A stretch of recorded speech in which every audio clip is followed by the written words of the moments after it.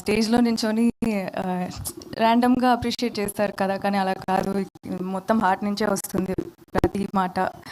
And so I'm working with you sir, I'm very grateful for this film.